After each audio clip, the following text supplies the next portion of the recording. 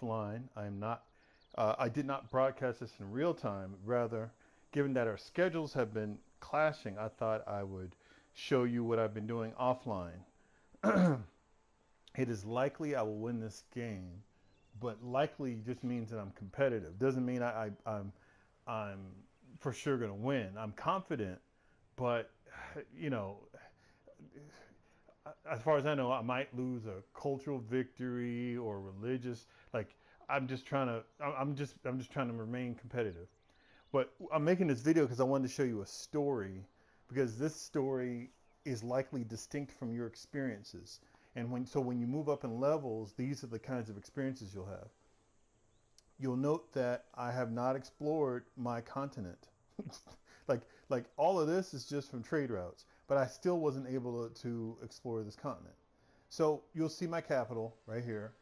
Um, Ryan always likes to know the analytics. It's making 43 science per turn. I'm making 294 per turn. The land area is okay. Um, I started off, as you can see, making a lot of food in the capital, three by one. So I started off making a lot of food, but not a lot of production. So that was my challenge in this game, was to somehow survive long enough so that I could compensate for the production. But I do have, like lumber mills, a mine or two, but the city itself is not as productive as I would prefer. I don't yet have the technology to produce oil wells in the ocean. I forget what they're called, platforms or refineries. I forget what they're called, but I don't have that technology yet. I'm working on it. I am, however, where is it? See, I do have the seaport, spaceport. So the year is 1770 or whatever the hell that says, and I've launched the first Earth satellite. So just to give you a sense of how quickly you. Oh no, okay, here we go. Um, I have not yet launched the Earth satellite, but in 4 turns I'll have it. But that just gives you a sense of, by the 1700s, you need to have built a spaceport if you're going for a science victory. Now, for Clockwork's benefit, you should note that what made this game challenging was that Japan, early on in the game, decided that I was the dude they could beat on. So when I produced the second city right here, leave the apples, they had already decided to attack me. And at the same time, barbarians, which were like right here, somewhere around here, came up from the south. So I was fighting the Japanese. I was fighting the city-state. And I was fighting, where's the other city-state? This city-state. All the faith-based city-states were against me. So I survived it. But he came back twice, I think. So I think I went to war with Japan twice. Or 3 times, excuse me. Um, they couldn't penetrate, leave the apples. Um, Thank you, Jesus survived long enough to produce a buffer city. So Trouble in Mind became my buffer city. And initially, excuse me, initially I just thought I would use it for production, but I might build my spaceport here, my second one. Because as you can see, it has a lot of hills. The problem that it's always had is that it could never grow. But even still, it's like size 10. For me, that's not very big, but maybe for Clockwork, the Chicago one, maybe that's pretty big. But for me, that's not very big. So this was my third city, Joy Bounds, and it's on a floodplain. It's never been productive. But what I've realized was that once I started changing my strategy and I started saying I want high population cities, I changed my expectations for the satellite city. So, excuse me. So I said it's okay to have a floodplain city if it attains high population, and I have another city that can compensate for its lack of production. This city, Holy Names, is the star. Um, it produces 61 science per turn. It is a port city. It has a little bit of everything. It has a little bit of production. Um, uh, it's just a very nice city. It's a reliable city. It allowed me to do everything. The science, the campus here was just great. Um, it allowed me to produce troops that I could use to help Joy Bounds, because it was never worth a damn.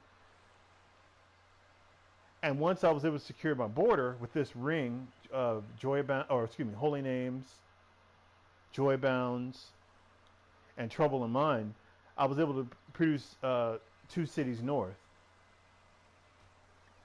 I never changed the city's name. Like, even though it looks like it should be productive, I don't know. It was always kind of wishy-washy, so I didn't feel like it deserved a name. Nor did this city. It didn't really deserve a name either. I produced it late. However, I found this island, and you can see I gave them names. Morris Landing is wonderful.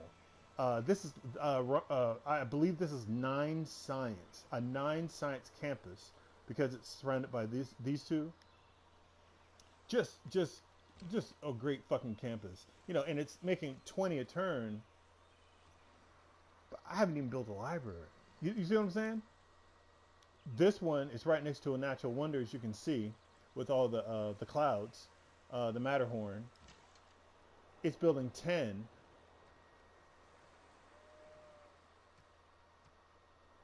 Doesn't even have a library. I mean, so just saying, like, this is. I'm using this one for culture.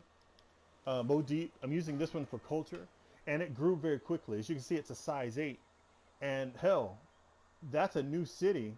And meanwhile, Trouble in Mind, I've had this for a while, and it's only a size 10 now.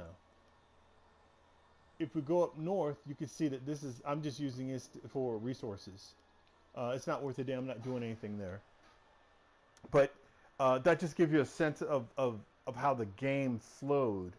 I was able to search the 7 seas. I was able to meet other civilizations that allowed me to begin trading. It helped me with my money.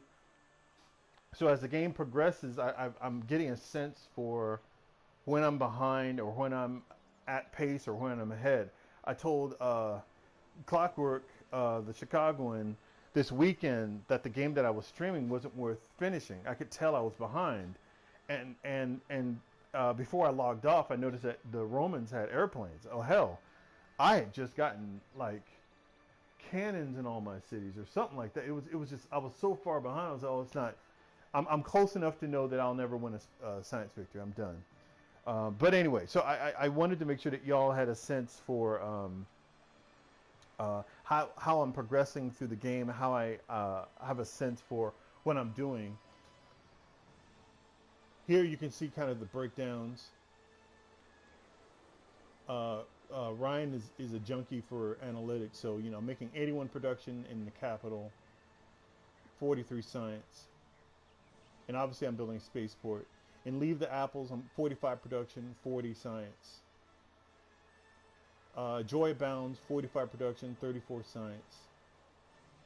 And then Holy Names, like I said, 61 science. It's really holding things down, 42 production.